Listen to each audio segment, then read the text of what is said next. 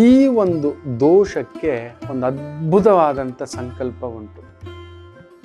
ತುಂಬ ಜನಕ್ಕೆ ನಮ್ಮ ಮಕ್ಕಳು ನಮ್ಮ ಮಾತು ಕೇಳುತ್ತಿಲ್ಲ, ನಮ್ಮ ಮನೆಯವರು ನಮ್ಮ ಮಾತು ಕೇಳುತ್ತಿಲ್ಲ, ನಮ್ಮ ಮನೆಯವರೇ ನನಗೆ ಶತ್ರುಗಳು, ನಮ್ಮವರೇ ಶತ್ರುಗಳು ಅಂದುಕೊಳ್ಳುವವರಿಗೆ ಈ ಸಂಕಲ್ಪದಿಂದ, ಈ ದೋಷದಿಂದ ಹೊರಗಡೆ ಬರುವಿರಿ.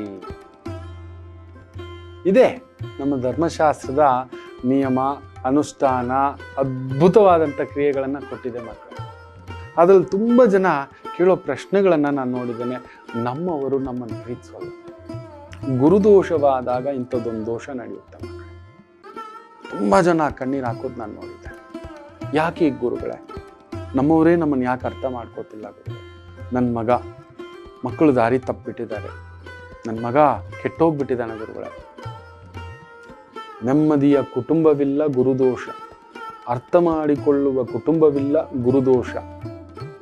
ಮಕ್ಕಳು ನಿಮ್ಮ ಮಾತು ಕೇಳುತ್ತಿಲ್ಲ, ಗುರುದೋಷ. ಮಕ್ಕಳು ಹಾಳಾಗುತ್ತಿದ್ದಾರೆ, ಗುರುದೋಷ. ಕದೀತಿದ್ದಾನೆ ಗುರುಗಳೇ.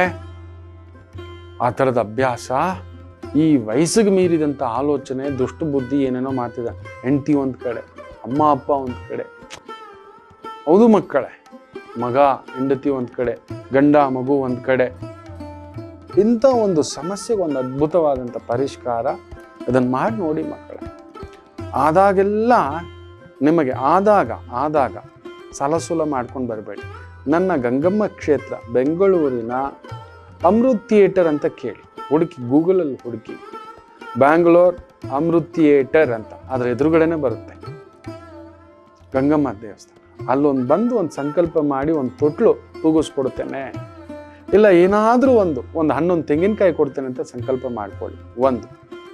ಎರಡನೇದು, ನಿಮ್ಮ ಮನೆ ಹತ್ತಿರದಲ್ಲೇ ಎಲ್ಲರಿಗೂ ಒಂದು ಆಲಯ, ಒಂದು ಅಶ್ವತ್ಥ ಕಟ್ಟೆ ಅನ್ನತಕ್ಕಂಥದ್ದು ಇದ್ದೇ ಇರುತ್ತೆ. ಅಂಥ ಒಂದು ಅಶ್ವತ್ಥ ಕಟ್ಟೆ ಹತ್ರ ನಿತ್ಯ ಹೋಗಿ ಶುಭ್ರವಾಗಿ ಬೆಳಿಗ್ಗೆ ಎದ್ದು ಒಂದು ಪುಟ್ಟ ಸ್ನಾನ,